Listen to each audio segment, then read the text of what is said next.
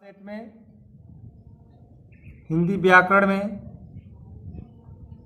Second chapter देखते हैं, जिसका नेम है आपका भाषा और व्याकरण, लैंग्वेज एंड ग्रामर। आप लोग बुक ओपन कर लीजिए, पेज नंबर 8 पर आ जाइए। भाषा के द्वारा हम आपस में अपने भाव और विचारों का आदान प्रदान करते हैं। भाषा के बिना मनुष्य गूंगा कहलाता है।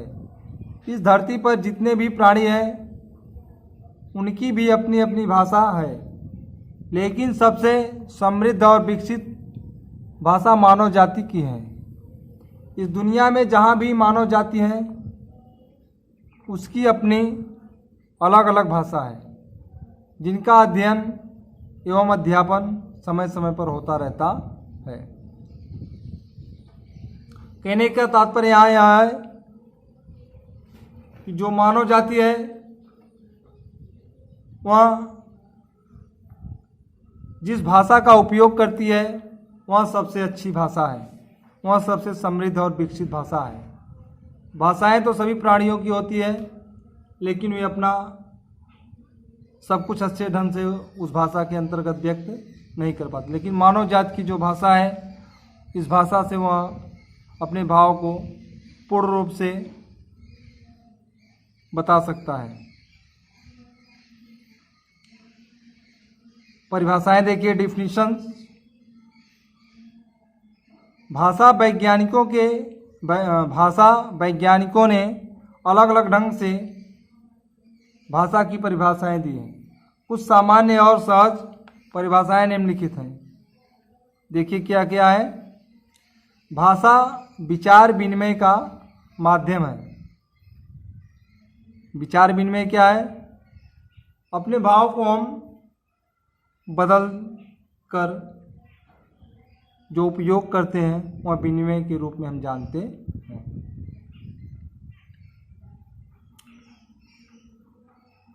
जो कि दिया गया है, language is a medium of exchanging emotion और नोशन।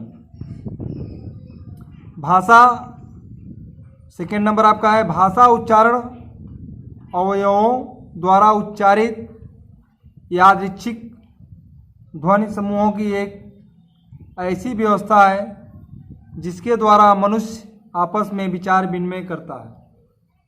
कहने का तात्पर्य यहाँ है, भाषा एक ऐसा साधन है जो मनुष्य अपनी आंतरिक भावनाओं को भाषा के माध्यम से कुछ ध्वनियों जो कि एक समूह के रूप में होती हैं उसे कह करके अपने भावों को आपस में आदान प्रदान करता है। भाषा के रूप देखिए, भाषा का रूप क्या है? भाषा के 3 रूप यहाँ पे है। देखिए भाषा के 3 रूप है। देखिए आप,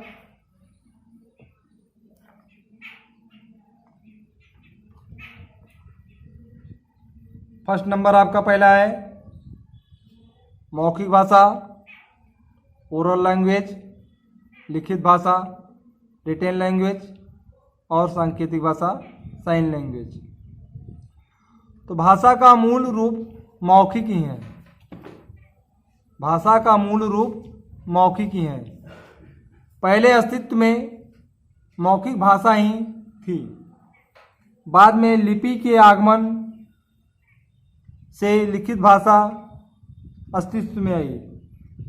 सांकेतिक भाषा का प्रचलन मौखिक भाषा के समय भी था और आज भी है।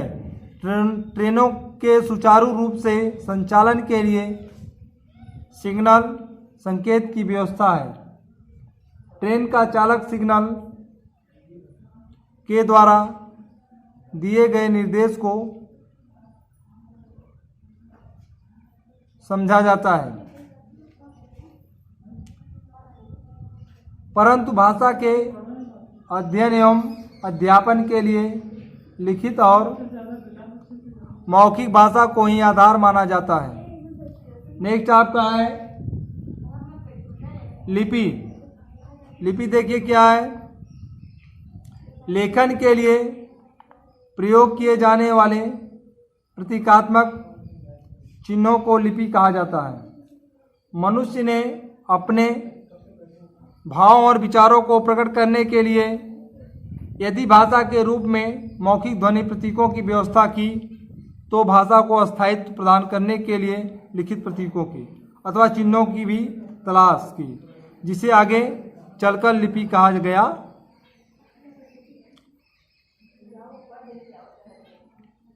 आइए हम लोग पेज नंबर 9 पर चलते हैं। पेज नंबर 9 पर आइए।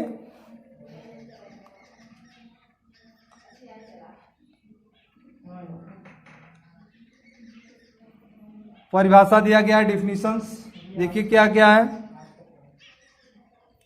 मौखिक ध्वनि प्रतीकों को स्थायित्व प्रदान करने के लिए जिन लिखित प्रतीकों अथवा चिन्हों का प्रयोग किया जाता है उसे लिपि कहते हैं। भाषा की मूल ध्वनियों को लिखकर प्रकट करने के लिए भाषा की मूल ध्वनियों को लिखकर प्रकट करने के उद्देश्य से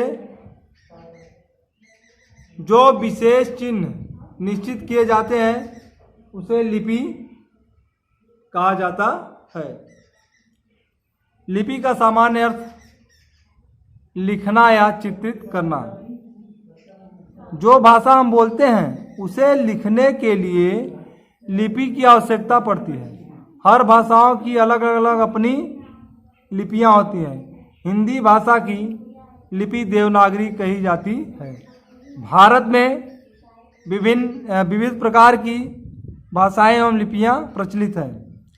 भाषा एवं लिपि का संक्षेप में परिचय निम्नवत है। भाषा देखिए, हिंदी भाषा जो है आपकी देवनागरी लिपि,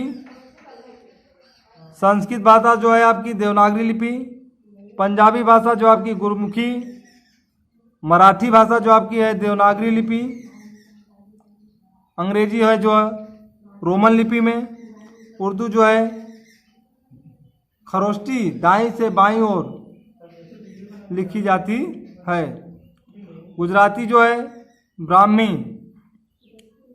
इस तरह से हमारी परिभाषा है कि लिपियां जो है डिफिनीशन जो आप अभी देखें उसकी जो है प्रत्येक भाषाएं की जो है लिपियां होती हैं, प्रत्येक भाषाओं की जो है लिपियां होती हैं।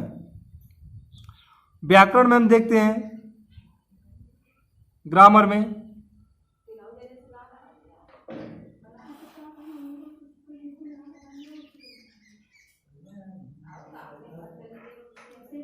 जिसके द्वारा हम किसी भी भाषा को शुद्ध पढ़ना, लिखना, समझना और बोलना सीखते हैं उसे व्याकरण कहते हैं। कहने का तात्पर्य यहाँ है भाषा को जिस साधन के माध्यम से या जिस साधन के द्वारा हम उसकी शुद्धता का मापन किया जाता है उसे हम व्याकरण कहते हैं। व्याकरण किसी भी भाषा के वे नियम हैं जिनके द्वारा हम इस भाषा को शुद्ध करने का कार्य करते हैं। व्याकरण किसी भी भाषा के वे नियम हैं जिनके द्वारा हम इस भाषा को शुद्ध करने का कार्य करते हैं। कहने का तात्पर्य है व्याकरण के द्वारा ही भाषा को शुद्ध किया जाता है, अनुशासित किया जाता है। कैसे उपयोग किया जाएगा, तो भाषा को अनुशासित करने का कार्य व्याकरण करता है। यदि भाषा का कोई व्याकरण न होता तो भाषा का कोई शुद्ध मानव रूप नहीं होता। लोग अपने अपने ढंग से भाषा को तोड़ मरोड़ कर बोलते हैं, जिस कारण भ्रम एवं विवाद ज़्यादा फैलते हैं। अतः किसी भी भाषा के साथ उसके व्याकरण का बड़ा ही सन्निकट और अनिवार्य संबंध होता है। तो भाषा और व्याकरण का बहुत ही नज़दीकी संबंध होता है। व्याकरण के अंग आइए देखते हम लोग क्या है। व्याकरण के अंग में थोड़ा देखिए, व्याकरण के निम्नलिखित अंग है जो कि आगे हम लोग पढ़ेंगे अभी। संज्ञा, सर्वनाम, विशेषण, क्रिया, अव्यय, वर्ण विचार, शब्द विचार जिसमें लिंग और वचन भी समझेंगे हम लोग, वाक्य विचार, मुहावरे, लोकोक्तियाँ, अलंकार परिचय, पत्र लेखन। और अभी इसमें पेज नंबर 10 पर देखिए,